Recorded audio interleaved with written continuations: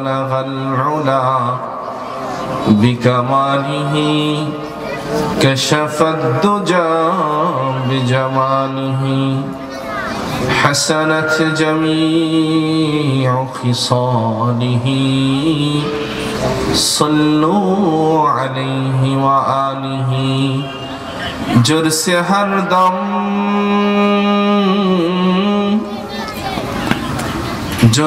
ہر دم بغوید انه نغوید تنتنا تنتنتو لا الہ الا اللہ محبت आवाज করে জিকির করি লা ইলাহা ইল্লাল্লাহ লা ইলাহা ইল্লাল্লাহ লা ইলাহা ইল্লাল্লাহ লা ইলাহা ইল্লাল্লাহ লা ইলাহা ইল্লাল্লাহ আল্লাহ আল্লাহ क्या मुबारक नाम ही अल्लाह अल्लाह मोमिनारा काम ही अल्लाह अल्लाह मोमिनारा जिंदगी अल्लाह अल्लाह मोमिनारा बंदगी ला इलाहा इल्लल्लाह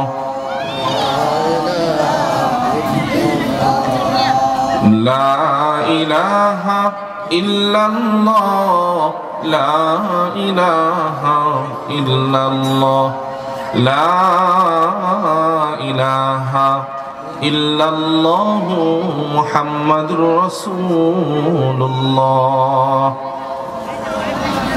الحمد لله নেহাবো বাজার কেন্দ্রীয় জামে মসজিদের উদ্যোগে আয়োজিত 2 দিন ব্যাপী তাফসিরুল কোরআন মাহফিলের আজকে শেষ দিনের সম্মানিত সভাপতি বিশেষ অতিথিবৃন্দ হযরত বুজুর্গ উলামায়ে কেরাম স্টেজে বসা সম্মানিত আলেম সমাজ এবং প্যান্ডেলের ভিতরে বসা মুরব্বিনে কেরাম সমবয়সী যুবক ভাইয়েরা পর্দার মা ও বোনেরা রব্বে কারীমের দরবারে লাখো কোটি শুকর ও সুজুদ যে মহান রব্বুল আলামিন আমাদেরকে মেহেরবানি করে মায়া করে এই শীতের রাত্রিতে 2 দিন ব্যাপী তাফসিরুল কোরআন মাহফিলের শেষ অধিবেশনে বরকতের জন্য কোরআন সুন্নাহর কথা শোনার লক্ষ্যে বসার তৌফিক দান করেছেন, কবুল করেছেন।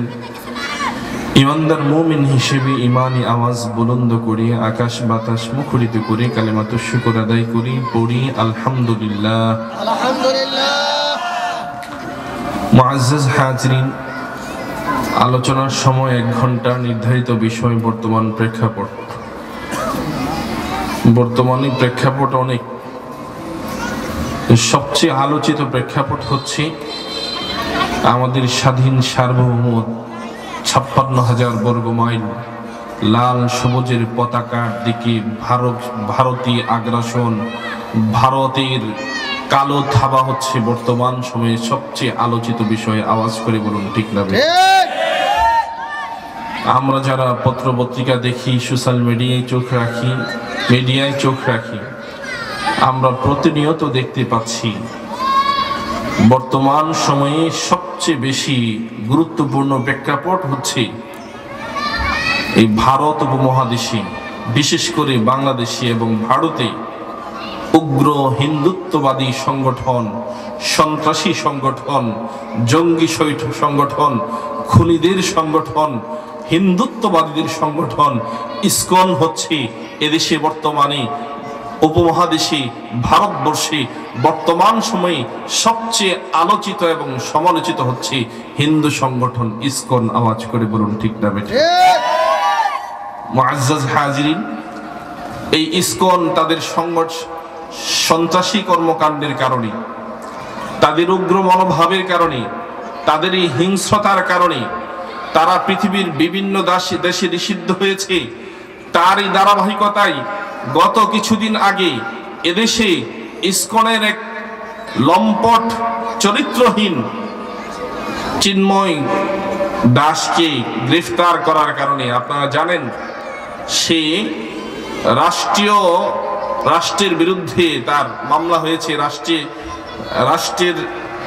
রাষ্ট্রীয় পতাকাকে অবমাননা করার কারণে তার বিরুদ্ধে রাষ্ট্রদ্রোহী মামলা হয়েছে, সেই কারণে তাকে গ্রেফতার করা হয়েছে। এই চিন্ময় চন্দ্র দাসকে গ্রেফতারকে কেন্দ্র করে তাকে যখন আদালত হাজতখানায় পাঠানোর আদেশ দিয়েছে, তার গাড়ি আটকানোর জন্য উগ্র হিন্দুত্ববাদী ইসকনের সদস্যরা গাড়ির সামনে শুয়ে পড়েছিল। যে সকল নৌ মুসলিমদের মামলা মোকদ্দমায় কাজ করত, জনাব সাইফুল ইসলাম আলিফ নামক একজন অ্যাডভোকেট উকিল, তাকে তারা আদালত প্রাঙ্গণে দিন দুপুরে সন্ত্রাসী কায়দায় নৃশংসভাবে তরবারি চালিয়ে, ছুরি চালিয়ে আদালত প্রাঙ্গণে দিন দুপুরে নির্মমভাবে জবাই করে শহীদ করেছে। মুআজ্জাজ হাজরিন, আজকে আমাদের এই ইসকনের সদস্যদের উস্কানির কারণে ভারত আমাদের দিকে আগ্রাসী মনোভাব দেখাচ্ছে। আওয়াজ করে বলুন ঠিক না বেঠি? মুআজ্জাজ হাজরিন, ইসলামের সূচনা থেকে আজ পর্যন্ত যখনই ইসলামের জয় জয়কার শুরু হয়েছে, ইসলাম যখনই মাথা উঁচু করেছে, ইসলামের বিজয় নিশান যখন প্রান্তে প্রান্তে উড্ডীন হচ্ছিল, ঠিক তখনই তাগুত, বেঈমান, কুফরি শক্তিগুলো ইসলামের আগুনকে নিভিয়ে দেওয়ার জন্য, ইসলামের জয় জয়কারকে থামিয়ে দেওয়ার জন্য, কালিমার দাওয়াতকে থামিয়ে দেওয়ার জন্য যুগে যুগে সমগ্র তাগুত শক্তি ইসলাম এবং মুসলমানদের বিরুদ্ধে, কোরআন এবং সুন্নাহর বিরুদ্ধে, পয়গম্বর আরবীর বিরুদ্ধে এবং পয়গম্বর আরবীর অনুসারী যারা, যখন ইসলামের জয় জয়কার শুরু হয়েছে, তখন ইসলাম বিরোধী শক্তিগুলো একত্রিত হয়ে ইসলামকে থামিয়ে দেওয়ার জন্য ষড়যন্ত্র শুরু করেছে। কোরআনে আল্লাহ পাক রব্বুল আলামিন সেই দিকে ইঙ্গিত করে বলেছেন, ওয়া মাকারু ওয়া মাকারাল্লাহ ওয়া মাকারু ওয়া মাকারাল্লাহ ওয়াল্লাহু খায়রুল মাকিরিন।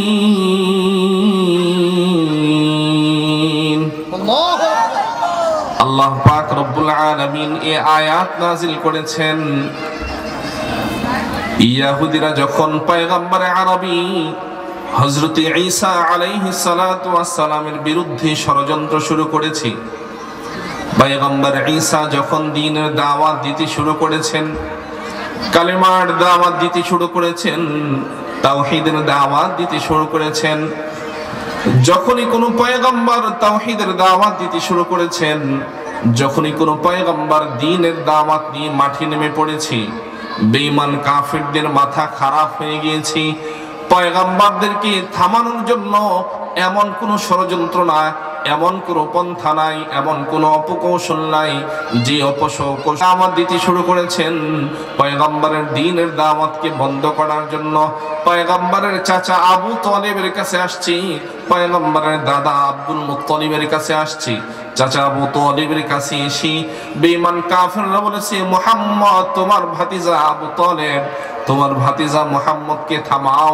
তোমার ভাতিজা মুহাম্মদ আমাদের দেব দেবীদের বিরুদ্ধে কাজ করে, তিত্ববাদের বিরুদ্ধে, এক খোদার প্রতি আহ্বান করে, এক আল্লাহর প্রতি আহ্বান করে। তোমার ভাতিজা কি চাই? মুহাম্মদ তোমার ভাতিজা যদি চাই মক্কার মধ্যে সবচেয়ে ধনী হবে, তাহলে আমরা মক্কার মধ্যে তাকে অঢেল সম্পত্তির মালিক বানিয়ে দিতে চাই। তোমার ভাতিজা যদি চায় মক্কার মধ্যে সবচেয়ে সুন্দরী নারীকে সে বিবাহ করবে, তাহলে আমরা সবচেয়ে সুন্দরী নারী বিবাহ করিয়ে দিতে প্রস্তুত। তোমার ভাতিজা যদি চায় মক্কার নেতৃত্ব আর কর্তৃত্ব তার হাতে যাবে, আবু তালেব তোমার ভাতিজাকে জানিয়ে দাও মক্কার নেতৃত্ব আমরা মুহাম্মদের হাতে দিতে চাই। তবু মুহাম্মদ যেন এক খোদার দিকে আহ্বান, এক কালিমার দিকে আহ্বান, তাওহীদের দিকে আহ্বান, কোরআনের দিকে আহ্বান করা বন্ধ করে দেয়, তারা একে একে ষড়যন্ত্র করেছি। পয়গম্বর আরবি সুস্পষ্ট দ্ব্যর্থহীন কণ্ঠে জানিয়ে দিয়েছেন, চাচাজি মক্কার কাফির মুশরিকরা, আমি মুহাম্মদের এক হাতে যদি সূর্য আর এক হাতে যদি চন্দ্র এনে দেই, পৃথিবীর সব ক্ষমতার মালিক যদি আমাকে বানিয়ে দেই, তারপরও আমি মুহাম্মদ পিছপা হব না। এক তাওহীদের দাওয়াত, এক কালিমার দাওয়াত আমি মুহাম্মদ মক্কার ভূমিতে চালিয়ে যাব। ষড়যন্ত্র করে তারা আমাকে বিরত করতে পারবে না, কালিমার দাওয়াত থেকে আমাকে তারা নির্বাপিত করতে পারবে না, তারা যতই ষড়যন্ত্র করুক। কালিমার দাওয়াতের মধ্যে তখন, তাওহীদের দাওয়াতের মধ্যে বিরাট প্রভাব ফেলতো তখন এই কোরআনে কারীমের তিলাওয়াত।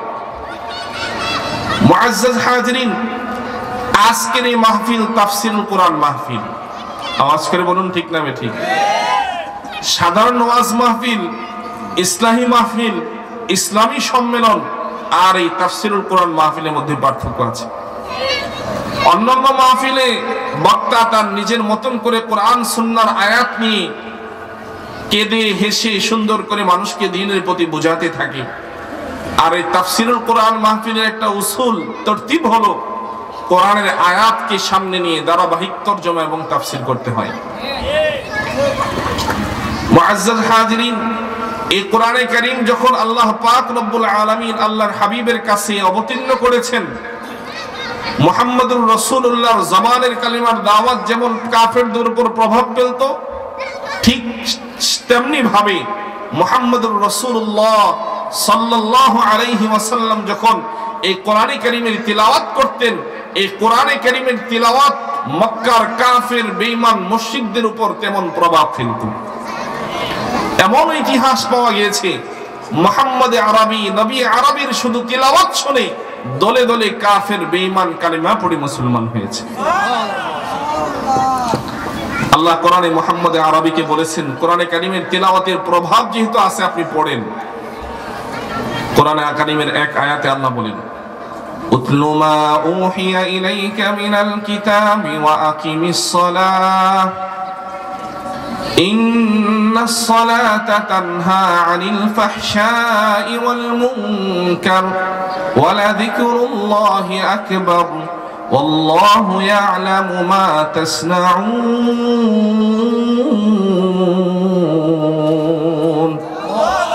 আল্লাহ বলেন, পয়গম্বর উতলু, আপনি তিলাওয়াত করুন, মা উহিয়া ইলাইকা মিনাল কিতাব, কোরআনে যা কিছু আপনার কাছে ওহী আকারে প্রেরণ করা হয়, এই ওহী থেকে আপনি পড়ুন, তিলাওয়াত করুন।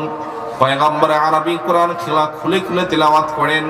ওয়াশ-শামসি ওয়া দুহাহা ওয়াল কমারি ইযা তালাহা ওয়ান নাহারি ইযা জাল্লাহা ওয়াল লাইলি ইযা ইয়াগশাহা والسماء وما بناها والأرض وما طحاها ونفس وما سواها فألهمها فجورها وتقواها। প্রতিটা আয়াতের শেষে হা হা এভাবে ছন্দ মিলে পয়গম্বর তিলাওয়াত করেন। রাতের আদানে যখন পয়গম্বর আরবি তিলাওয়াত করেন, মক্কার কাফের বেঈমানরা রাতের আরামের বিছানা ছেড়ে, লেপ কম্বল ছেড়ে পয়গম্বর আরবি তিলাওয়াতে মুগ্ধ হয়ে তিলাওয়াত শোনার জন্য জমা হয়ে যায়। তিলাওয়াত শেষ হওয়ার পর মক্কার লিডাররা একে অন্যকে বলে, কি ব্যাপার, তোমরা মুহাম্মদের তিলাওয়াত শুনতে এইভাবে ভিড় করে কেন? তো তুমি যে কারণে মুহাম্মদের তিলাওয়াত শুনে ঘরে শুয়ে থাকতে পারো না, আমিও সেই কারণে মুহাম্মদের মধুর কণ্ঠে যখন তিলাওয়াত শুরু হয় আমিও বিছানায় ঘুমিয়ে থাকতে পারি না। তুমি যেই কারণে বেকুল হয়ে মুহাম্মদের তিলাওয়াত শুনতে ছুটে আসো, আমিও সেই কারণে ছুটে আসি। তখন বেঈমান কাফেররা কালেমার দাওয়াতের মিশনকে বন্ধ করার জন্য, পয়গম্বর আরবির তিলাওয়াত বন্ধ করার জন্য কাফের বেঈমানরা সিদ্ধান্ত নিয়েছে কেউ মুহাম্মদের তিলাওয়াত শুনতে যাবে না। দিনের বেলা দারুন নাদওয়ায় ফয়সালা হয়েছে, আজ থেকে আর মুহাম্মদের তিলাওয়াত শুনতে কেউ যাবে না। কিন্তু মুহাম্মদ আরবি রাতের আধারে যখন ঘরের কোণে বসে কোরআনে কারীম খুলে তিলাওয়াত করতে শুরু করেন, তাহা মা আনজালনা আলাইকাল কুরআনা লিতাশকা ইল্লা তাযকিরাতান লিমান ইয়াখশা তানজিলাম মিম্মান খালাকাল আরদ تنزيلا ممن خلق الأرض والسماوات العلى الرحمن على العرش استوى له ما في السماوات وما في الأرض وما بينهما وما تحت الثرى পয়গম্বর আরবী যখন রাতের আধারে এভাবে মধুর কণ্ঠে তিলাওয়াত শুরু করেন, তিলাওয়াত মক্কার অলিগলিতে ছড়িয়ে যায়, ঘরের ভিতরে তিলাওয়াত পৌঁছে যায়, কাফের বেঈমানরা বিছানায় শুয়ে থাকতে পারে না, তিলাওয়াতে মুগ্ধ হয়ে পয়গম্বর আরবীর ঘরের চারদিকে জমা হয়ে যায়। তিলাওয়াত শেষ হওয়ার পর প্রতিমধ্যে পরস্পরের সাক্ষাৎ হয়, ব্যাপার কি গতকাল না দারুন নাদওয়ায় ফয়সালা হয়েছে, আজ থেকে কেউ আর মুহাম্মদের তিলাওয়াত শুনতে যাবে না। আজকেও গেলেই সবাই বলে তুমি যে কারণে আসছো আমিও এই কারণে আসছি। এবার তাদের দারুন নাদওয়ায় ফয়সালা হলো। এভাবে যদি কোরআনে কারীমের তিলাওয়াত থেকে বারণ করা হয়, মানুষ কোরআনের তিলাওয়াত থেকে নিষেধাজ্ঞা মানবে না। বেঈমান হাজী সাহেবদেরকে ভিনদেশি হাজিরা যখন মক্কায় হজ করতে আসি, মক্কায় হজ করতে আসার পর হাজীদেরকে মক্কার কাফের বেঈমানরা বলে, ও ভিনদেশি হাজী সাহেবরা সাবধান, আমাদের মক্কায় একজন পাগল আছে। চিল্লায় বলেন না নাউজুবিল্লাহ। কি আছে? পাগল। কখনো বলতো পাগল, কখনো বলতো গণক, কখনো বলতো জাদুকর। সাবধান, হাজী সাহেবরা মক্কার জিয়ারা করেন, তাওয়াফ করেন, সাফা মারওয়া সাই করেন, জমজমের পানি পান করেন, তাজা খেজুর খান, সব আমল করেন, মক্কার অলিতে গলিতে ঘুরেন, কিন্তু ব্যাপার সাবধান, একটা ব্যাপারে সতর্ক থাকবেন। কিটা? আমাদের মক্কা একজন পাগল আছে, নাম তার মুহাম্মদ। এই পাগলের কাছে যাবেন না, কারণ পাগলটা জাদু জানে। তার কাছে যদি কেউ যায় তার প্রতি সে মুগ্ধ হয়ে যায়, তার প্রেমে পড়ে যায়। চিল্লায় বলেন না সুবহানাল্লাহ। বলে পাগল, আবার বলে এই পাগলের কাছে যদি কেউ যায় তো পাগলের চেহারা দেখে মুগ্ধ হয়ে পাগলের প্রেমে পড়ে যায়। কেমন পাগল? আমাদের সমাজে যে পাগল, এই পাগল যদি রাস্তায় হেঁটে যায় তো সমাজের ছোট বড় নারী পুরুষ সবাই এক নজর পাগলের দিকে তাকায়, পাগলটা দেখতে কেমন। সাধারণ শত শত মানুষ পথে চলে, কিন্তু সাধারণ মানুষের দিকে কেউ ভিন্ন নজরে তাকায় না। একটা পাগল যখন চলে, চুল এলোমেলো, পোশাক ময়লা, দাঁত ময়লা, একেবারে বিশ্রী দুর্গন্ধ আসতেছে, জটলা চুল, এমন পাগলা যখন পথে হেঁটে যায় তখন নারী পুরুষ সবাই ভিন্ন নজরে পাগলের দিকে তাকায়। আওয়াজ করে বলুন ঠিক না বেঠিক? মুআজ্জাজ হাজিরিন, পাগলের কথা বলার পর ভিনদেশি হাজী সাহেবদের আরো কৌতূহল বেড়েছে যে পাগলটা কেমন। এই পাগলটাই হজের সব কাজ শেষে এক নজর দেখে যাবে। কোরআনে কারীমে তাদের ষড়যন্ত্রের ব্যাপারে আল্লাহ বলেছেন, وقال الذين كفروا لا تسمعوا لهذا القرآن وقال الذين كفروا لا تسمعوا لهذا القرآن والغوا فيه لعلكم تغلبون وقال الذين كفروا كافرنا بولي لا تسمعوا لهذا القرآن। কোরআনের মিশন থামানোর জন্য, কোরআনের দাওয়াত থামানোর জন্য, তাওহীদের দাওয়াত থামানোর জন্য মক্কার বেঈমান কাফিররা তিন ধরনের ষড়যন্ত্র করেছে। কয় ধরনের? তিন ধরনের। এক নম্বর ষড়যন্ত্রের অংশ, তারা বলেছে লা তাসমাউ লিহাযাল কুরআন, সাবধান, মুহাম্মদ যখন কোরআন পড়ে কেউ কোরআন শুনবা। আওয়াজ করে বলুন, এই সিদ্ধান্ত নিয়ে তারা মক্কার মানুষদেরকে কোরআন শোনা থেকে বিরত রাখতে পেরেছে। এবার তারা দ্বিতীয় সিদ্ধান্ত নিয়েছে, যে কোনো মূল্যে মুহাম্মদের তাওহীদের দাওয়াত মক্কায় বন্ধ করতে হবে। সুন্দরী নারীর প্রস্তাব দিয়েছি, অঢেল সম্পত্তির মালিক বানিয়ে দিব প্রস্তাব দিয়েছি, নেতৃত্ব মুহাম্মদের হাতে তুলে দিব প্রস্তাব দিয়েছি।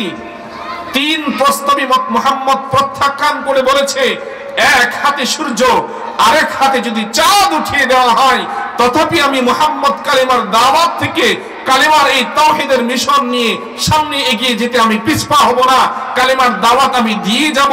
মুহাম্মদকে যেহেতু প্রস্তাব দিয়ে, প্রলোভন দেখিয়ে, লোভ দেখিয়ে ইসলামের দাওয়াত থেকে বিরত করা যাচ্ছে না। সুতরাং তাকে এই 3 প্রস্তাব দিয়ে যেহেতু আমরা বারণ করতে পারিনি, এখন আমরা তাকে কৌশলে ষড়যন্ত্র করে যে কোনো মূল্যে তাওহীদের দাওয়াত থেকে বিরত রাখতে হবে। এই ষড়যন্ত্র হিসেবে প্রথম প্রস্তাব তারা সিদ্ধান্ত নিয়েছে, লা তাসমাউ লিহাদাল কোরআন, সাবধান, এই কোরআন কেউ শুনবা।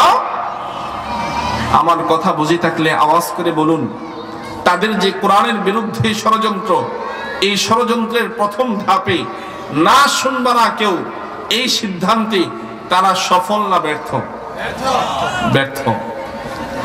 এবার তারা দারুন নাদওয়ায় দ্বিতীয় সিদ্ধান্ত নিয়েছে। وقال الذين كفروا لا تسمعوا لهذا القرآن والغوا فيه لعلكم تغلبون।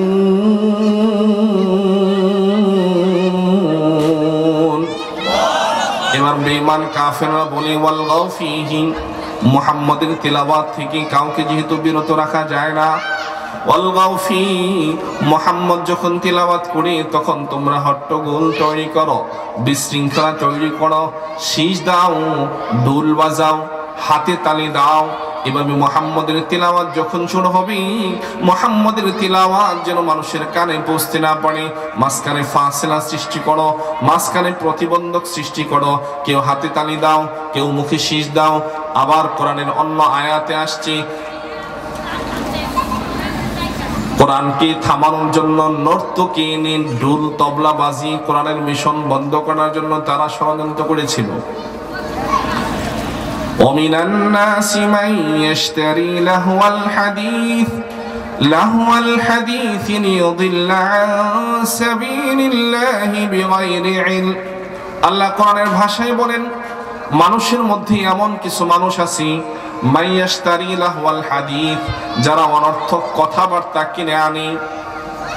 তখনকার সময় কোরআনের মিশন থেকে মানুষকে বিরত রাখার জন্য নর্তকী নাচানো হতো।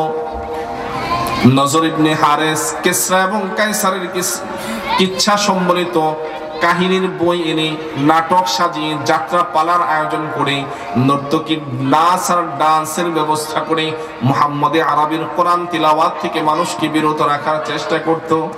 এতটুকু কথা বুঝে থাকলে বলেন, নজর ইবনে হারেস কিসরার আর কায়সারের কিচ্ছা সম্বলিত, যুদ্ধের কাহিনী সম্বলিত বই কিনে এনে নর্তকী স্টেজে নাচি, ঢোল তবলা বাজি কোরআনের মিশন থেকে মানুষকে ফিরানোর জন্য প্রচেষ্টা চালাতো। আমি আপনাদেরকে জিজ্ঞেস করতে চাই, এখনো যে গান বাজি, এখনো যে যাত্রা হয়, এখনো যে ঢোল তবলা বাজি, এই ঢোল তবলা যাত্রা গান নাটক এই সব কিছু কোরআনের মিশন বন্ধ করার নজর ইবনে হারেসের অংশসমূহের একটি অংশ। আওয়াজ করে বলুন ঠিক না? মুআজ্জাজ হাজিরিন, ঢোল তবলা বাজি, নর্তকী নাচি, শীষ দিয়ে, তালি দিয়ে কোরআনের তিলাওয়াত থেকে মানুষকে বিরত রাখতে পারে? এবার কথা বুঝে থাকলে বলুন, তাদের ষড়যন্ত্রের দ্বিতীয় অংশে তারা সফল না ব্যর্থ? মক্কার মানুষ ভিনদেশী মানুষদেরকে বলে দিয়েছে, সাবধান, একজন পাগল আমাদের মক্কায় আছে, হজের সব কাজ শেষ করে, সাবধান তোমরা কেউ এই পাগলের কাছে যাবে। কারণ পাগল কি জানে? জাদু জানে। পাগল কি জানে? জাদু জানে।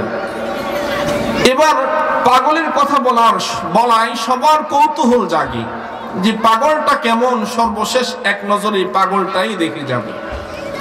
মুআজ্জাজ হাজিরিন, ভিনদেশী হাজী সাহেবরা হজের সব কাজ শেষ করার পর যখন এই পাগল দেখতে যায়, যা দেখে মনে হয় যেন পাগল সারা জীবন দেখেছি এলোমেলো চুল, পোশাক ময়লা, দাঁতে ময়লা, কাপড় চোপড়, চেহারা সুরত ঠিক নাই।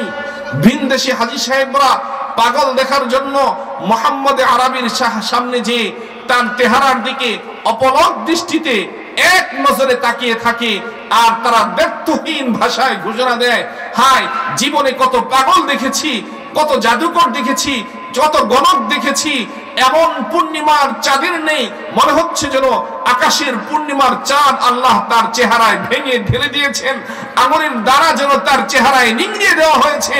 এত চমৎকার, এত মধুর চেহারা, এত সুন্দর দেহ, যার চেহারা দেখলে আমাদের হজের ক্লান্তি দূর হয়ে যাচ্ছে, যার চেহারা দেখার পর আমাদের সফরের পিপাসা দূর হয়ে যাচ্ছে, যার চেহারা দেখার পর আমাদের ক্ষুধা নিবারণ হয়ে যাচ্ছে, যার চেহারা দেখার পর আমাদের দিলে প্রশান্তি অনুভব হচ্ছে।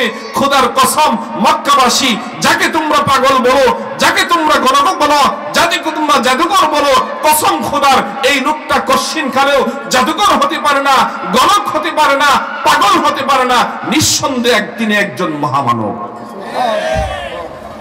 মুআজ্জাজ হাজিরিন, এই মহামানবের চেহারা দেখার পর মুহাম্মদ আরবি মধুর কণ্ঠে তিলাওয়াত করেন। কারণ কিয়ামতের ময়দানে, কিয়ামত কায়েম হওয়ার পর, জান্নাতের ফয়সালা হওয়ার পর, জান্নাতের ভিতরে আল্লাহ পাক রব্বুল আলামিন স্বয়ং তার মধুর কণ্ঠে কোরআনে কারীম থেকে সূরা রহমান তেলাওয়াত করে জান্নাতীদেরকে শোনাবেন। হযরত দাউদ আলাইহিস সালাতু ওয়াস সালাম সূরা তাহা থেকে তেলাওয়াত করে শোনাবেন। মুহাম্মদ আরবি সাল্লাল্লাহু আলাইহি ওয়াসাল্লাম সূরা ইয়াসিন তেলাওয়াত করে শোনাবেন। পয়গম্বর আরবি মধুর কণ্ঠে তেলাওয়াত করেন। দীর্ঘক্ষণ তেলাওয়াত করার পর পয়গম্বর যখন থামলেন, ভিনদেশি হাজিরা একত্রে সবাই দাঁড়িয়ে গিয়ে বলতেছে, মুহাম্মদ তুমি কেন থেমেছো? যে মধুর কণ্ঠে লাগাতার তেলাওয়াত করছিলে, এই তেলাওয়াত শুনে আমরা মুগ্ধ হয়ে বেকুল হয়ে পড়েছি।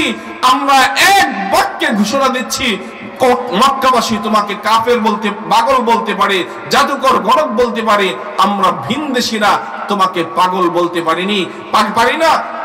তুমি যে তেলাওয়াত করছো, পাগল এমন ছন্দে সাহিত্যপূর্ণ তেলাওয়াত কশ্চিন কালেও কোনো পাগল পড়তে পারে না। নিঃসন্দেহে এটা মানব রচিত কোনো কালাম না। মুহাম্মদ তুমি আসমানি কোনো গ্রন্থ পড়েছো। এই মুহূর্তে আমাদের সকলকে কালেমা পড়িয়ে মুসলমান বানিয়ে দাও। মুআজ্জাজ হাজিরিন, এবার কথা বুঝে থাকলে বলুন, বেঈমান কাফেরদের প্রথম ষড়যন্ত্র ছিল দ্বীনের দাওয়াত থেকে বিরত রাখার জন্য, কোরআনে কারীমের তেলাওয়াত থেকে মানুষকে বিরত রাখা। তারা সেই তাদের প্রথম প্রচেষ্টায় সফল না ব্যর্থ? দ্বিতীয় প্রচেষ্টা তারা করেছে, কোরআনে কারীমের তেলাওয়াত যখন হবে সেখানে ডোল, তবলা, মর্তকি, হারমোনি বাসি, তালি দিয়ে কোরআনের আওয়াজকে বিরত রাখার জন্য চেষ্টা করেছে। এই চেষ্টায় তারা সফল না ব্যর্থ? ব্যর্থ। এবার আবু জেহেল দারুন নাদওয়ায় সকলকে উদ্দেশ্য করে বলেছে, এই তোমরা থামো, আমি মুহাম্মদের ব্যাপারে একটা ফয়সালা করব। তো কি ফয়সালা? তো যেহেতু মানুষ কোরআন তেলাওয়াত থেকেও বিরত থাকে না, ঢোল, তবলা, হারমোনি বাজিয়ে, যাত্রা, নাচ, ডান দেখিয়েও মানুষকে কোরআন থেকে বিরত রাখতে পারি না, শুনো, এবার মুহাম্মদকে আমি এই দুনিয়া থেকে খতমই করে দিব, তাকে মেরে ফেলবো। আমি আবু জেহেল এই সিদ্ধান্ত নিয়েছি। চিল্লায় বলেন নাউজুবিল্লাহ। আবু জেহেল বড় একখণ্ড পাথর নিয়ে রওনা হয়েছে, মুহাম্মদ আরবিকে পাথর মেরে ফেলবে। যে দেখে মুহাম্মদ আরবি এক ঘরের ভিতরে রাতের আধারে কোরআনে কারীমের তেলাওয়াত করতেছেন। চিল্লায় বলেন আল্লাহু আকবার। আওয়াজ করে বলুন আল্লাহু আকবার। মুআজ্জাজ হাজিরিন, মুহাম্মদ আরবি তেলাওয়াত করছেন, কোরআনের এই আয়াত পড়ছেন, ইন্না আযাবা রাব্বিকা লাওয়াকি' মা লাহু মিন দাফি। আয়াতের অর্থ, ইন্না আযাবা রাব্বিকা লাওয়াকি', নিশ্চয় আপনার রবের আযাব গজব আগত, মা লাহু মিন দাফি, এই আযাব গজব কেউ প্রতিহত করতে পারবে না। আয়াতের সহজ সরল তরজমাটা বুঝতে আপনাদের কোনো অসুবিধা হয়েছে? কি বলেন? ইন্না আযাবা রাব্বিকা লাওয়াকি', নিশ্চয় আপনার রবের আযাব গজব আসতেছে, মা লাহু মিন দাফি, এই আযাব কেউ বন্ধ করতে পারবে? এমনি আবু জেহেল লক্ষ্য করে দেখি পাথর উপরে উঠিয়েছে, মুহাম্মদুর রাসূলুল্লাহকে মারবে। হঠাৎ আবু জেহেল তাকিয়ে দেখি পাথর যে উপরে উঠিয়েছে পাথর তার মাথার উপরে, হাত দুখানা শক্ত পাথরের মতন হয়ে গিয়েছে, হাত সে নাড়াতে পারে না, হাত শক্ত হয়ে আছে, দুই চোখ তার অন্ধ হয়ে গিয়েছে, মুহাম্মদ আরবিকে দেখা যায় না। পাথর মারবে, হাত শক্ত পাথরের মতন, হাত নাড়াতে পারে না, যাকে মারবে তাকেও দেখা যায় না। এবার আওয়াজ করে বলুন, আবু জেহেল বিপদে পড়েছে কি পড়েনি? আবু জেহেল মুহাম্মদ আরবিকে ডেকে দিয়ে বলে, মুহাম্মদ, তুমি আমাদের কারো ভাতিজা লাগো, কারো ভাই লাগো, আজকে ভাতিজা আর ভাইয়ের দোহাই দিয়ে বললাম, মুহাম্মদ বড় বিপদে পড়েছি, তোমাকে মারার জন্য আয়াতের বাস্তবতা আমাকে পেয়ে বসছে, মুহাম্মদ আযাব আর গজব তো আমাকে পেয়ে বসছে, তোমাকে মারার জন্য যে পাথর নিয়ে আসছি, পাথরের সাথে আমার রকম মুহাম্মদের কাছে জান ভিক্ষা চেয়ে, মুহাম্মদের কাছে মাফ চেয়ে পালিয়ে আসছি। মুআজ্জাজ হাজিরিন, আমি আপনাদেরকে জিজ্ঞেস করতে চাই, মুহাম্মদ আরবির বিরুদ্ধে, কোরআনের বিরুদ্ধে, কোরআনের দাওয়াতের বিরুদ্ধে, তাওহীদের দাওয়াতের বিরুদ্ধে আবু জাহেলের বাহিনীর তৃতীয় ষড়যন্ত্র ছিল মুহাম্মদ আরবিকে একেবারে মেরে পৃথিবীর বুক থেকে চিরতরে সরিয়ে ফেলা। আওয়াজ করে বলুন, এই তৃতীয় কৌশলে, তৃতীয় ষড়যন্ত্রে তারা সফল না বিফল? আওয়াজ করে বলুন, সফল না বিফল? মুআজ্জাজ হাজিরিন, এইভাবে ক্রমে ক্রমে ধারাবাহিকভাবে মক্কার কাফির বেঈমানরা মুহাম্মদ আরবির দাওয়াতের মিশন বন্ধ করার জন্য পায়তাড়া করেছি। ঠিক তেমনি ভাবে ইহুদি জাতি হযরত ঈসা আলাইহিস সালাতু ওয়াস সালাম কি কালেমার দাওয়াত থেকে বিরত রাখার জন্য ষড়যন্ত্র করেছে। তারা ষড়যন্ত্র করে তৎকালীন বাদশার নিকট গিয়ে বলি, এই বাদশাহ, আমাদের সমাজের মধ্যে নবী দাবিদার ঈসা নামক এক ব্যক্তি, বাবা ছাড়া তার জন্ম শুধু মায়ের থেকে জন্ম হয়েছে, কারণ ঈসা আলাইহিস সালাতু ওয়াস সালামকে আল্লাহ পাক রব্বুল আলামিন শুধু মায়ের গর্ভ থেকে জন্ম দিয়েছেন, বাবা ছাড়া। আওয়াজ করে বলুন, ঠিক না বেঠিক? রব্বে কাবা আদম আলাইহিস সালাতু ওয়াস সালামকে সৃষ্টি করেছেন বাবা এবং মা ছাড়া। মাটি থেকে সৃষ্টি করে তার ভিতরে রূহ ফুঁকে দিয়েছেন। আম্মা জান হাওয়া আলাইহাস সালাতু ওয়াস সালামকে সৃষ্টি করেছেন শুধু বাবা থেকে, বাবা আদমের বাম পাজরের হাড় থেকে, মা ছাড়া। আবার হযরতে ঈসা আলাইহিস সালাতু ওয়াস সালামকে সৃষ্টি করেছেন বাবা ছাড়া শুধু মায়ের থেকে। এগুলো আল্লাহ পাকের কুদরত, আল্লাহ পাকের নিজাম হলো, আল্লাহ পাক রব্বুল আলামিনের তরতিব হলো, মা এবং বাবার মাধ্যমে পৃথিবীতে মানব আগমন করবে। কিন্তু আল্লাহ পাক রব্বুল আলামিন কখনো তার নিজামের বাহিরে তার কুদরত দেখান। আদমের সৃষ্টি আল্লাহ পাকের কুদরত, হাওয়ার সৃষ্টি আল্লাহ পাকের কুদরত, ঈসা আলাইহিস সালাতু ওয়াস সালামের বাবা ছাড়া সৃষ্টি আল্লাহ পাকের কুদরত। ইমানদার মুসলমান, এবার বেঈমান ইহুদিরা তৎকালীন বাদশার কাছে বলতেছে, বাদশাহ মহোদয়, কালেমার দাওয়াত দেই, ইসলামের দাওয়াত দেই, আমাদের সমাজের মানুষকে দ্বীনের দিকে দাওয়াত দেই, নাম তার ঈসা ইবনে মারইয়াম, বাবা ছাড়া তার জন্ম, তার চরিত্রে একটা দোষ আছে। কি দোষ? সে জারজ সন্তান। চিল্লায়ে বলেন না নাউজ। কি সন্তান বলে? জারজ সন্তান। কেন জারজ সন্তান বলছে? কারণ সন্তান আগমনের ধারা হচ্ছে বাবা এবং মায়ের বিবাহের মাধ্যমে। মায়েরও পরিচয় থাকবে, বাবারও পরিচয় থাকবে। সমাজে যদি কোনো একটা ছেলের সন্তানের মাকে যারা আছে কিন্তু বাবাকে কেউ জানে না, স্বাভাবিকই মানুষ তাকে জারজ বলতে চায়। আওয়াজ করে বলুন, ঠিক না? কিন্তু পয়গম্বর ঈসা আলাইহিস সালাতু ওয়াস সালাম সাধারণ কোন মানুষ ছিলেন না, আল্লাহর নবী, আল্লাহর পয়গম্বর ছিলেন।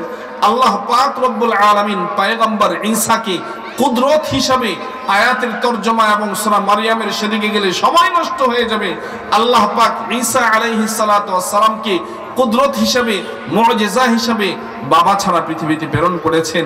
তারা ষড়যন্ত্র করেছে, সেই ষড়যন্ত্রের কথা আল্লাহ কোরআনে ফাঁস করে দিয়েছে। ওয়ামাকারু ওয়ামাকারাল্লাহ ওয়াল্লাহু খায়রুল মাকিরিন। আল্লাহ বলেন ওয়ামাকারু, ইহুদিরা ষড়যন্ত্র করেছে, কূট কৌশল করেছে। ওয়ামাকারাল্লাহ, আল্লাহ ষড়যন্ত্র করেছেন। ইহুদিদের ষড়যন্ত্র আর আল্লাহ পাকের ষড়যন্ত্রের মধ্যে পার্থক্য আছে। ইহুদিরা দুষ্কর্মের ষড়যন্ত্র করেছে, ইহুদিরা কূট কৌশল করেছে, আর আল্লাহ পাক রব্বুল আলামিন কৌশল করেছেন। কি কৌশল আল্লাহ পাক রব্বুল আলামিন করেছেন? পরের আয়াতে আল্লাহ বলে দিয়েছেন, ইয ক্বালাল্লাহু ইয়া ঈসা ইন্নী মুতাওয়াফফিক ওয়া রাফি'উকা ইলাইয়া ওয়া মুতাহহিরুকা মিনাল্লাযীনা কাফারু ওয়া জা'iলুল্লাযীনা ইত্তাবা'উকা ফাওকাল্লাযীনা কাফারু ইলা ইয়াউমিল কিয়ামাহ। আল্লাহ বলেন, ইয ক্বালাল্লাহ, যখন আল্লাহ বললেন, ইয়া ঈসা, হে ঈসা, ইন্নী মুতাওয়াফফিক, নিশ্চয় আমি তোমাকে মৃত্যু দেব। কি দেব? মৃত্যু দেব। ওয়া রাফি'উকা ইলাইয়া, এবং আমি তোমাকে আমার কাছে উঠিয়ে নেব। চিল্লায়ে পড়েন আল্লাহু আকবার। আল্লাহ রাব্বুল আলামিন বললেন, ইন্নী মুতাওয়াফফিকা, ঈসা আমি তোমাকে মরণ দেব। ওয়া রাফি'উকা ইলাইয়া, আমি তোমাকে আমার কাছে উঠিয়ে নেব। মুআজ্জাজ হাজিরিন, মুফাসসিরিনে কিরাম তাফসীরে কিতাবের মধ্যে উল্লেখ করেন, এই মরণ দেওয়া উদ্দেশ্য হলো বাস্তবে মৃত্যু না, বরং আল্লাহ পাক রব্বুল আলামিন ঈসা আলাইহিস সালাতু ওয়াস সালামকে জমিন থেকে, দুনিয়ার জমিন থেকে আকাশে জীবিত উঠিয়ে নিয়েছেন। ঠিক না বেঠিক? জীবিত উঠিয়ে নিয়েছেন। কিয়ামতের আগে ঈসা আলাইহিস সালাতু ওয়াস সালামকে আল্লাহ পাক এই জমিনে আবার প্রেরণ করবেন। মুফাসসিরিনে কিরাম বলেন, ইন্নী মুতাওয়াফফিকা, আমি আপনাকে মৃত্যু দেব। এই কথার অর্থ হলো আপনাকে আমি ঘুম পাড়িয়ে নিয়ে যাব। ওয়া রাফি'উকা ইলাইয়া, আপনাকে ঘুম পাড়িয়ে আমি আল্লাহ আমার কাছে নিয়ে যাব। মুতাহহিরুকা মিনাল্লাযীনা কাফারু, যারা কুফরি করে আপনার বিরুদ্ধে ষড়যন্ত্র করেছে, কাফেররা, তাদের ষড়যন্ত্র থেকে আমি আপনাকে পবিত্র করব। মুআজ্জাজ হাজিরিন, ঈসা আলাইহিস সালাতু ওয়াস সালামের বিরুদ্ধে বেঈমান ইহুদিরা ষড়যন্ত্র করে বলেছে, যার সন্তান দুষ্ট প্রকৃতির লোক, আল্লাহ পাক পয়গম্বর ঈসাকে পবিত্র করার জন্য তার কাছে আপন করে উঠিয়ে নিয়েছেন। মুআজ্জাজ হাজিরিন, এবার গভীর লক্ষ্য করে মনোযোগ দিয়ে শুনুন। আল্লাহ পাক রব্বুল আলামিন যখনই দ্বীনের বিরুদ্ধে, দ্বীনের দাওয়াতের নবীদের বিরুদ্ধে, উলামায়ে হক্কানির বিরুদ্ধে বেঈমান কাফের মুশরিকরা, ইসলামের শত্রুরা শত্রুতা দুশমনি করেছে, আল্লাহ পাক রব্বুল আলামিন তখন তাদের শত্রুতা আর দুশমনিকে নস্যাৎ করে দিয়ে আল্লাহ পাক কৌশল অবলম্বন করে তাদের ষড়যন্ত্র রদ করে দ্বীনের বাতিকে আল্লাহ উঁচু করেছেন। কোরআনে আল্লাহ বলেছেন, ইউরিদুনা আন ইউতফিউ নূরাল্লাহি বিআফওয়াহিহিম ওয়াল্লাহু মুতিম্মু নূরিহি ওয়ালাউ কারিহাল কাফিরুন। তারা ষড়যন্ত্র করে দ্বীনের বাতিকে নিভানোর জন্য আল্লাহ বলেন, আল্লাহু মুতিম্মু নূরিহি, আল্লাহ তাআলা তার নূরকে, দ্বীনের বাতিকে পূর্ণতায় নেবে। আবু জেহেল ষড়যন্ত্র করেছে দ্বীনের বাতিকে নিভানোর জন্য, উতবা সাইবারা ষড়যন্ত্র করেছে দ্বীনের বাতিকে নিভানোর জন্য, কিন্তু তাদের ষড়যন্ত্র ব্যর্থ হয়েছে। আমি দুনিয়ার এই পর্যন্ত এখনো যারা, বিশেষ করে ইসকনের সদস্যরা, ইহুদিদের সদস্যরা, খ্রিস্টানদের সদস্যরা, বিশেষ করে ভারতবর্ষের উগ্র সন্ত্রাসী ইসকনের সন্ত্রাসীরা আজকে সাম্প্রদায়িক সম্প্রীতি নষ্ট করে, সাম্প্রদায়িক দাঙ্গা লাগিয়ে দেশ এবং মানচিত্রের বিরুদ্ধে, বাঙালিদের বিরুদ্ধে যুদ্ধ ঘোষণা করতে চায়। আমাদের সাম্প্রদায়িক সম্প্রীতি নষ্ট করে, দাঙ্গা লাগিয়ে এদেশের একটা অঞ্চলকে, সেন্ট মার্টিনকে, চট্টগ্রামকে দেশ থেকে বিচ্ছিন্ন করে আবার তাদের ষড়যন্ত্রের নীল নকশায় এটাও আছে, তারা এই বাংলার ভূখণ্ডকে ভারতের অঙ্গরাজ্য বানাতে চায়। আওয়াজ করে বলুন ঠিক না বেঠিক? এই সকল ষড়যন্ত্র ভূমির জন্য না, এই সকল ষড়যন্ত্র মানচিত্রের জন্য না।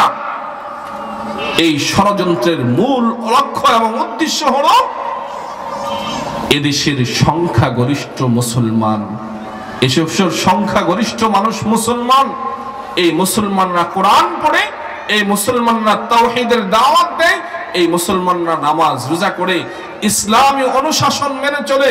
ইসলামই একমাত্র এই হিন্দুত্ববাদী উগ্র সংগঠন ইসকনের মাথা ব্যথার কারণ। আওয়াজ করে বলুন ঠিক না বেঠিক?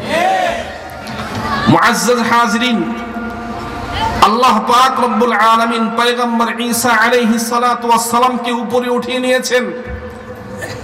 ঈসা আলাইহিস সালাতু ওয়াস সালামের সদৃশ আরেকজন যুবককে তাদের সামনে পেশ করেছে।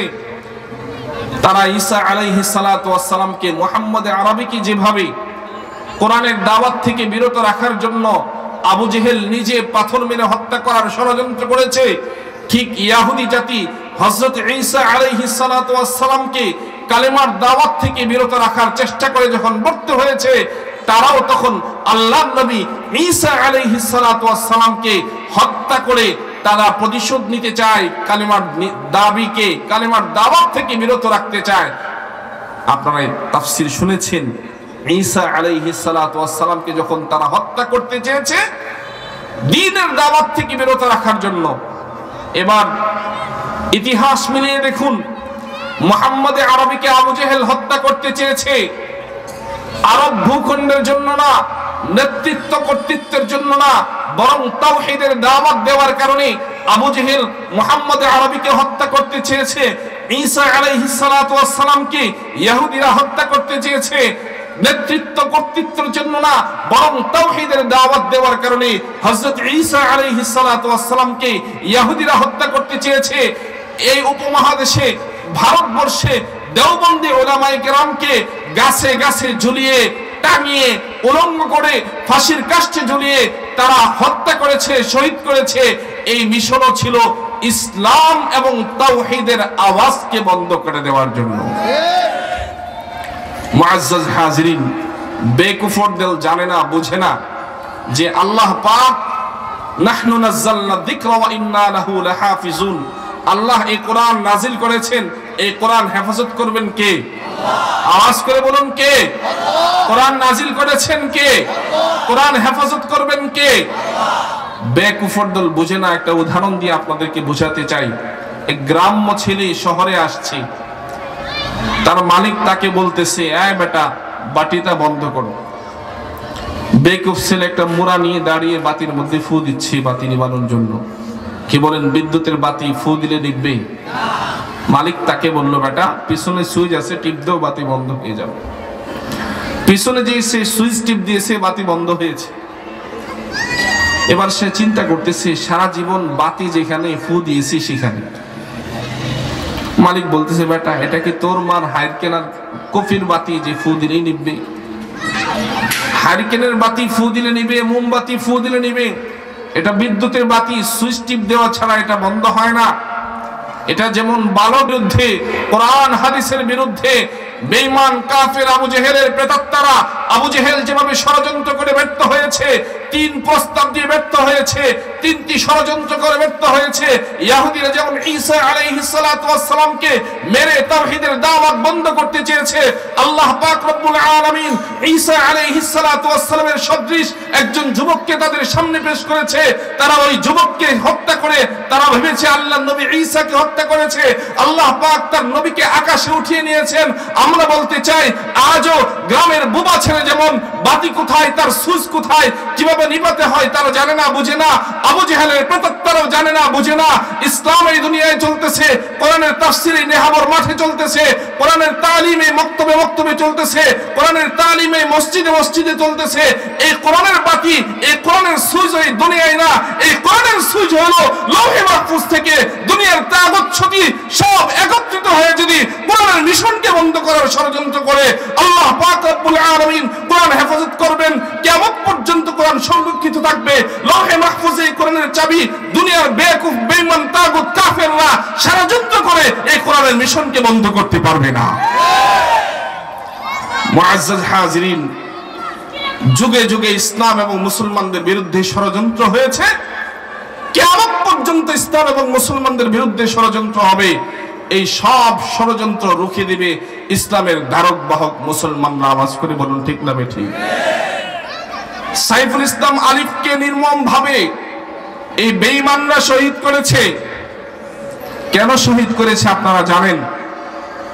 এই সাইফুল ইসলাম আলিফ নও মুসলিমদের পক্ষে কাজ করত, নও মুসলিমদের মামলা মোকদ্দমা মীমাংসা করত। এই সাইফুল ইসলাম আলিফকে এই কারণে তাওহীদের পতাকাবাহীদের পক্ষে অবস্থান নেওয়ার কারণে উগ্র হিন্দুত্ববাদী ইসকনের সদস্যরা নির্মমভাবে শহীদ করেছে। আজকে ভারতের তারা বাংলাদেশের দিকে তাদের আগ্রাসী মনোভাব দেখায়, শুধু এই দেশের ভূখণ্ড দখল করার জন্য না, সেন্ট মার্টিনকে বাংলাদেশ থেকে বিচ্ছিন্ন করার জন্য না, শুধুমাত্র চট্টগ্রামকে বাংলাদেশ থেকে বিচ্ছিন্ন করার জন্য না, শুধুমাত্র বাংলাদেশকে ভারতের অঙ্গরাজ্য বানানোর জন্য লোভে না, বরং তাদের এই ভূখণ্ডের দিকে একমাত্র তাদের কালো চোখ দেওয়ার উদ্দেশ্য হলো এই দেশের সংখ্যাগরিষ্ঠ মানুষ মুসলমান, তারা তাওহীদের পতাকাবাহী, তারা কোরআনের ধারক বাহক। এদেশের মহল্লায় মহল্লায়, মসজিদে মসজিদে কোরআনের তালিম হয়, মসজিদের মাইকে আওয়াজ হয়, আজান হয়, ইকামত হয়, মাঠে ময়দানে তাফসীর হয়। এই জন্য কোরআনের বিরুদ্ধে ভারতবর্ষের আগ্রাসী মনোভাব, কোরআনের মিশনকে বাংলার জমিনে তারা বন্ধ করতে চায়।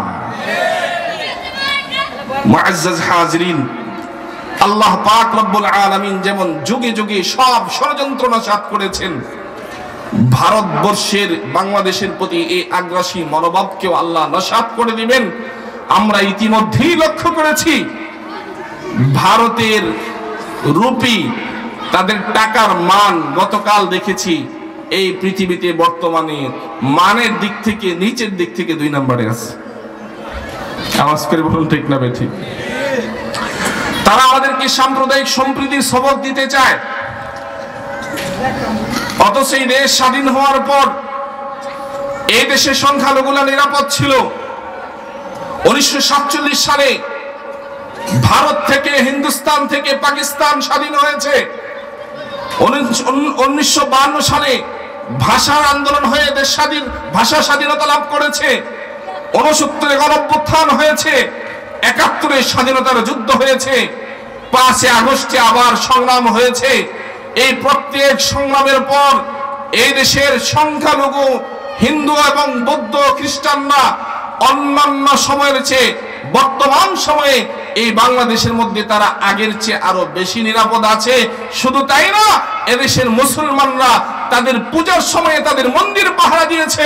স্বাধীনতার পর তাদের উপাসনালয় এদেশের মুসলমানরা, প্রশাসনের লোকেরা, সাধারণ জনতা পাহারা দিয়েছে। আওয়াজ করে বলুন ঠিক না ঠিক? অপরদিকে আমরা দেখতে পাই ভারতে মুসলমানদের হাই কমিশনে হামলা চালাচ্ছে, মুসলমানদের মসজিদে আক্রমণ হচ্ছে। শুধু তাই না, আজকে এই 6 ডিসেম্বর 2024 সাল, আজকে 22 বছর গত হলো 1992 সালের এই 6 ডিসেম্বরে জুমার দিনে তারা নির্মম ভাবে আমাদের বাবরি মসজিদকে শহীদ করেছে। সেই ধারাবাহিকতায় একে একে ভারতের সংখ্যালঘু মুসলমানরা নির্যাতন নিপীড়নের শিকার, এমন নির্যাতন নিপীড়নের শিকার। মুআজ্জাজ হাজিরিন, ভারতের কোন মুসলমানের ঘরে যদি গরুর গোশত আছে এমন সংবাদ পায়, তারা তথ্য তালাশ ছাড়া, অনুসন্ধান ছাড়াই, এই শুধু সংবাদের ভিত্তিতে ওই মুসলমানের ঘর উড়িয়ে দেয়। অথচ মিডিয়া বলে, ইতিহাস বলে, পৃথিবীতে যত গরুর গোশত রপ্তানি হয়, সবচেয়ে বেশি গরুর গোশত রপ্তানি হয়, রপ্তানির দিক থেকে পৃথিবীর মধ্যে 2য় স্থানে আছে ভারত।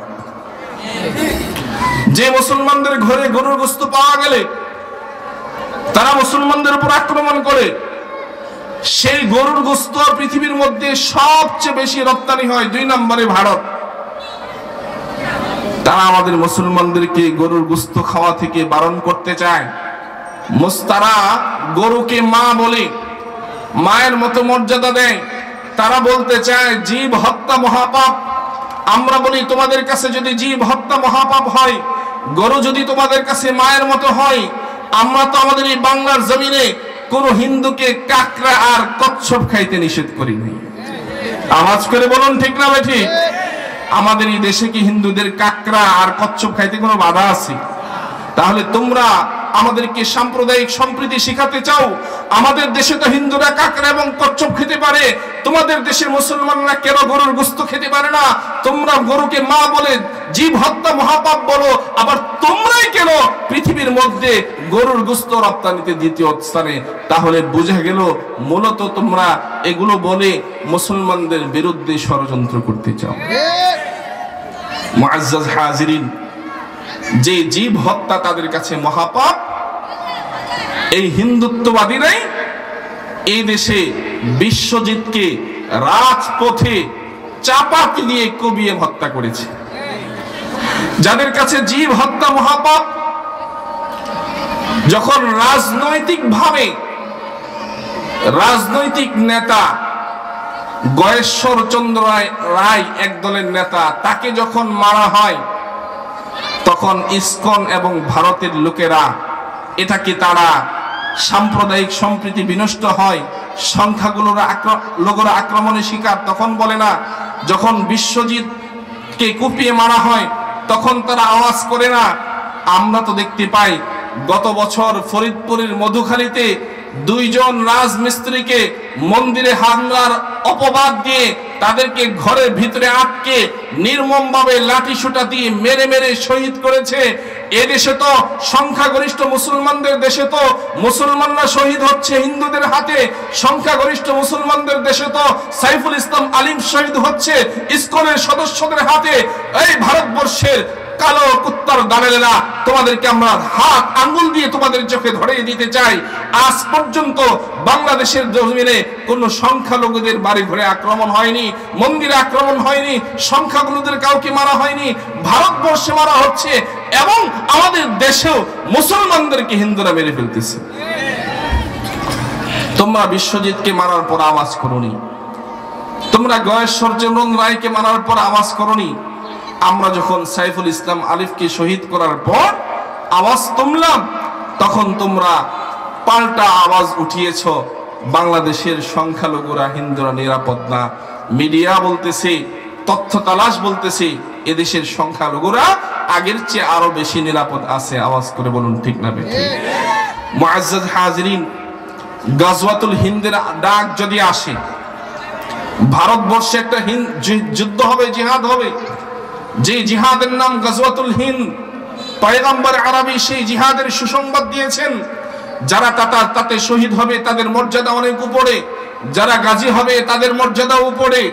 ভারতের দালালরা যদি মনে করে, ভারত যদি মনে করে তাদের আগ্রাসী মনোভাব দেখিয়ে এই ইসকালিমার ভূখণ্ডকে দখল করবে, বাংলার জমিনকে দখল করবে, তারা যদি মনে করে তাদের সৈন্য বেশি আছে, তারা যদি মনে করে তাদের অস্ত্র বেশি আছে, তারা যদি মনে করে তাদের জনসংখ্যা বেশি আছে, তারা যদি মনে করে তাদের ভূখণ্ড বেশি আছে, আমরা তাদেরকে বলতে চাই, তোমাদের কাছে জনসংখ্যা থাকতে পারে, তোমাদের কাছে সৈনিক থাকতে পারে, তোমাদের কাছে অস্ত্রের সমাহার থাকতে পারে, মুসলমানদের কাছে ইমানি শক্তি আছে, মুসলমানদের কাছে তারিক বিন জিয়াদের উত্তরসূরিরা আছে, মুসলমানদের মাঝে খালিদ বিন ওয়ালিদের উত্তরসূরিরা আছে, মুসলমানদের মাঝে মুহাম্মদ বিন কাসিমের উত্তরসূরিরা আছে।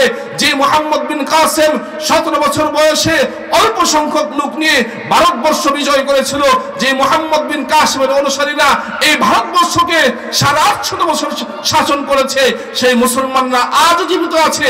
মুসলমানরা যদি নাঙা তরবারি হাতে নেই, অস্ত্র তুলে নেই, স্বাধীনতার সংগ্রাম করে যেভাবে মুসলমানরা এই দেশকে স্বাধীন করেছে, হিন্দু, বৌদ্ধ, খ্রিস্টান, মুসলমান, আওয়ামী লীগ, বিএনপি, জাতীয় পার্টি, জামাত ইসলাম, ইসলামী আন্দোলন সব মিলে স্বাধীনতার সার্বভৌমত্ব রক্ষায়, মানচিত্র রক্ষায়, লাল সবুজের পতাকা রক্ষায় আমরা আবারও আরেকটি খন্দক করতে, আরেকটি তাবুক করতে, আরেকটি হুনাইন করতে, আরেকটি বদর করে, আরেকটি রণাঙ্গন কায়েম করে এই দেশকে ভারতীয় আগ্রাসন থেকে মুক্ত রাখার জন্য প্রস্তুত রয়েছে।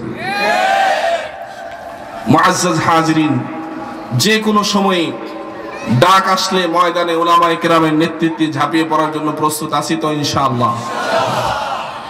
আল্লাহ কবুল করুক, সবাই বলে আমিন। হাত নামাই। মুআজ্জাজ হাজিরিন, বলতেছিলাম হযরত ঈসা আলাইহিস সালাতু ওয়াস সালামকে আল্লাহ পাক রব্বুল আলামিন দুনিয়ার জমিন থেকে উপরে উঠিয়ে নিয়েছেন, কথা মনে আছে তো? আল্লাহ পাক রব্বুল আলামিন তাদের ষড়যন্ত্র নস্যাৎ করে দিয়ে হযরত ঈসা আলাইহিস সালাতু ওয়াস সালামকে উপরে উঠিয়ে নিয়েছেন। এটা আল্লাহ পাক রব্বুল আলামিনের কৌশল। আল্লাহ পাক রব্বুল আলামিন যদি চান তো মানুষকে মৃত্যু না দিয়েও জীবিত রাখতে পারেন। আমি যেই সূরা থেকে আপনাদের সামনে 16 নম্বর পৃষ্ঠা থেকে সূরা আলে ইমরানের আলোচনা করতেছি, আল্লাহ পাক রব্বুল আলামিন এই সূরাটা মদিনায় অবতীর্ণ করেছেন। কোথায়? মদিনায়। কোরআনে কারিমের মধ্যে সূরা কয়টা? আওয়াজ করে বলুন।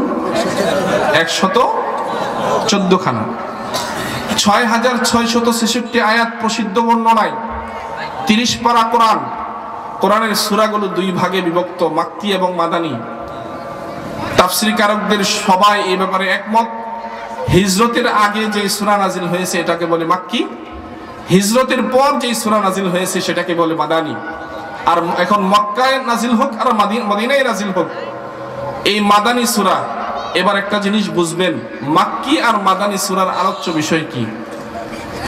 মৌলিকভাবে কোরআনে কারিমের যে সকল সূরা মাক্কি, এই সকল সূরার আলোচ্য বিষয় হলো ঈমান সংক্রান্ত।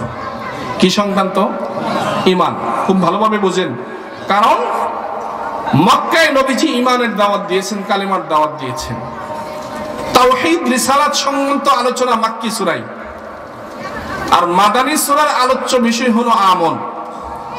এবার আমার কথা বুঝে থাকলে বলেন, জবাব দেন, মাক্কি সূরার আলোচ্য বিষয় কি? সবাই বলেন, মাক্কি সূরার আলোচ্য বিষয় কি? ঈমান। আর মাদানী সূরার আলোচ্য বিষয় কি? আমল। আচ্ছা, আমি আপনাদেরকে জিজ্ঞেস করতে চাই, মুসলমানদের দুনিয়া এবং আখিরাতে সফলতার জন্য মূল বিষয় কয়টা? দুইটা। কয়টা? ঈমান এবং আমল। ঈমান এবং আমল।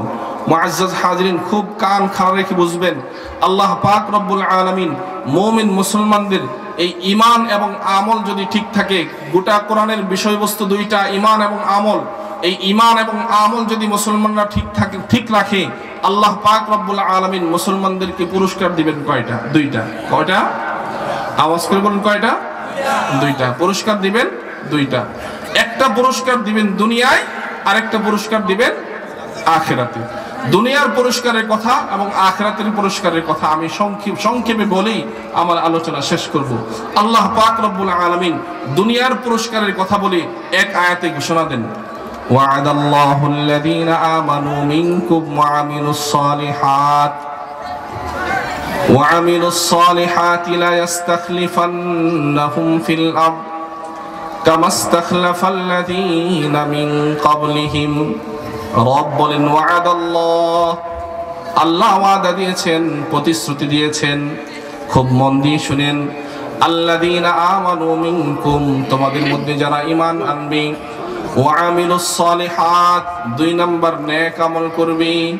কথা বুঝে থাকলে বলুন, এই আয়াতের মধ্যে শর্ত কয়টা? ঈমান এবং আমল। আল্লাযীনা আমানু মিনকুম, তোমাদের মধ্যে যারা ঈমান আনবে, ওয়া আমিলুস সালিহাত, আমলে সালেহ করবে।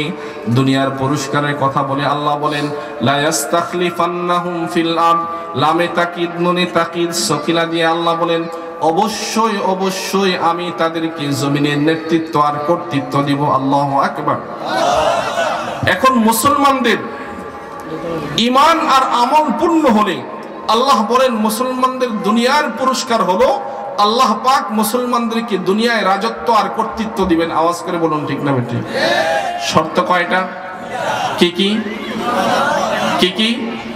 ঈমান আর, আওয়াজ করে বলুন, কি কি? ঈমান আর আমল। এবার আমি আপনাদেরকে জিজ্ঞেস করতে চাই, এই পৃথিবীর রাজত্ব, এই দেশের রাজত্ব, গোটা পৃথিবীতে বর্তমানে রাজত্ব, ক্ষমতা, কর্তৃত্ব, হুকুমত, চেয়ার মুসলমানদের হাতে না বেঈমানদের হাতে? আওয়াজ করে বলুন, বেঈমানদের হাতে। কেন?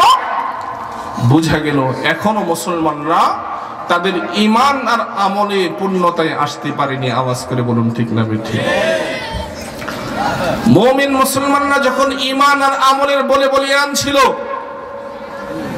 সুলাইমান আলাইহিস সালাতু ওয়াস সালামকে আল্লাহ পাক গোটা পৃথিবীর রাজত্ব দান করেছেন। অর্থহীন, অক্ষর জ্ঞানহীন খলিফাতুল মুসলিমিন ওমরকে ঈমান আর আমলের বলে বলিয়ান হওয়ার কারণে আল্লাহ অর্ধজাহানের বাদশা বানিয়েছেন। এমন অর্ধজাহানের বাদশা আল্লাহ ওমরকে বানিয়েছেন, যেই ওমরের কথা নীল দরিয়া শুনতো। এমন অর্ধজাহানের বাদশা ওমরকে আল্লাহ বানিয়েছেন ঈমান আর আমলের বলিয়ানে, যেই ওমরের কথা ঘূর্ণিঝড় টর্নেডো শুনতো। এমন অর্ধজাহানের বাদশা হযরত ওমরকে আল্লাহ ঈমান আর আমলের বলে বানিয়েছেন, যেই ওমরের কথা জমিনের ভূমিকম্প শুনতো। আওয়াজ করে বলুন, ঠিক না বেঠিক? নীল দরিয়ায় পানি শুকিয়েছে। ঈমান আমলে বলিয়ান উমর, শিক্ষা দীক্ষা তেমন ছিল না। একদিন হযরত উমর এক মাঠ দেখে নিজেই কাঁদতেছেন। সাথীরা সঙ্গীরা জিজ্ঞেস করেন, উমর কাঁদেন কেন? উমর বলতেছে, এই যে মাঠটা দেখতেছি, এই মাঠের মধ্যে আমি উমর এক সময় ভেড়া, বকরি, উট চড়াতাম।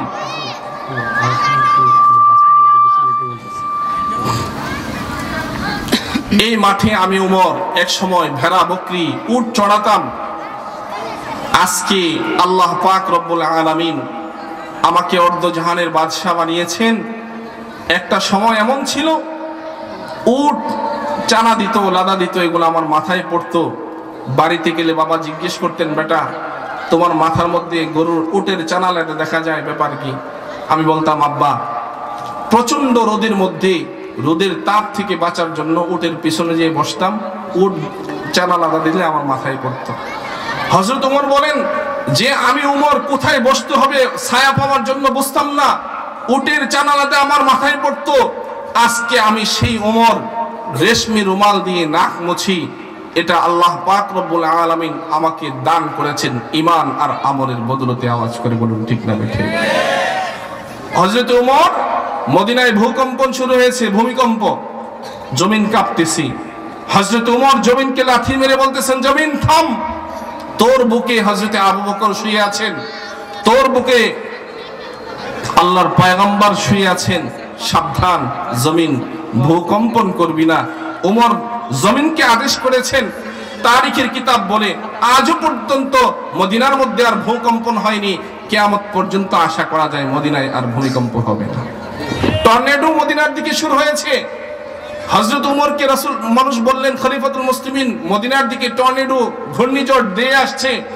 ওমর মদিনার শহরের বাহিরে আসলেন, আঙ্গুলের ইশারা করে বললেন, এই ঘূর্ণিঝড়, টর্নেডো, সাবধান, এই মদিনার কোন বস্তিতে আক্রমণ করবি না, পাহাড়ের চূড়া দিয়ে ফাঁকা দিয়ে বের হয়ে যা।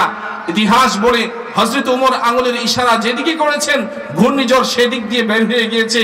ঈমান আমলে বলিয়ান ওমরের কথা ঘূর্ণিঝড় শুনেছে, ওমরের কথা ঈমান আমলের বলিয়ান হওয়ার কারণে জমিন চলেছে। ওমর নীল দরিয়ার কাছে চিঠি লিখেছে, মিন উমর ইবনুল খাত্তাব ইলা বাহরিন নূর, বাহরিন নীল। ওমর ইবনুল খাত্তাবের পক্ষ থেকে নীল দরিয়ার প্রতি চিঠি। সেই চিঠি নীল দরিয়ায় ফেলার পর ওমরের চিঠির বরকতে ঈমান আমলে বলিয়ান ওমরের চিঠি পেয়ে নীল দরিয়ায় পানি প্রবাহিত হয়েছে।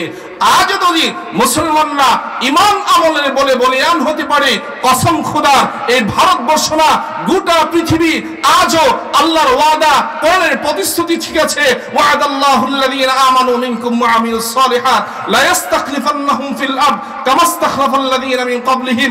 পূর্ববর্তী যেমন ওমরকে অর্ধজাহানের বাদশা বানিয়েছেন, সুলাইমান আলাইহিস সালাতু ওয়াস সালামকে যেভাবে গোটা পৃথিবীর বাদশা বানিয়েছেন, আজ যদি মুসলমানরা ঈমান আর আমলে পূর্ণতায় আসে, আল্লাহ তাআলা মুসলমানদেরকেও গোটা পৃথিবীর রাজত্ব দান করবেন। আওয়াজ করে বলুন ঠিক না বেঠিক? দ্বিতীয় পুরস্কার, আলোচনা শেষ। ঈমান আর আমল ঠিক থাকলে, মক্কি মাদানী সূরার আলোচ্য বিষয় দুইটা, ঈমান আমল। ঈমান আমল ঠিক থাকলে দুনিয়ার পুরস্কার হলো রাজত্ব, কোরআন বলি। ঈমান আর আমল ঠিক থাকলে আখিরাতের পুরস্কার হলো জান্নাত। আওয়াজ করে বলুন, আখিরাতের পুরস্কার কি? কোরআনে আল্লাহ বলেন, ইন্নাল্লাযীনা আমানু ওয়া আমিলুস সালিহাতি লা ইস্তাখলিফান্নাহুম ফিল আরদ ইন্নাল্লাযীনা আমানু ওয়া আমিলুস সালিহাতি কানাত লাহুম জান্নাতুল ফিরদাউসি নুজুলা খালিদিনা ফিহা লা ইয়াবগুনা আনহা হিওয়ালা। আল্লাহ বলেন, ইন্নাল্লাযীনা আমানু, দুইটা শর্ত খুব মন দিয়ে শুনেন। ইন্নাল্লাযীনা আমানু, নিশ্চয়ই যারা ঈমান আনবে, ওয়া আমিলুস সালিহাত, নেক আমল করবে। শর্ত কয়টা? ঈমান আনবে, নেক আমল করবে।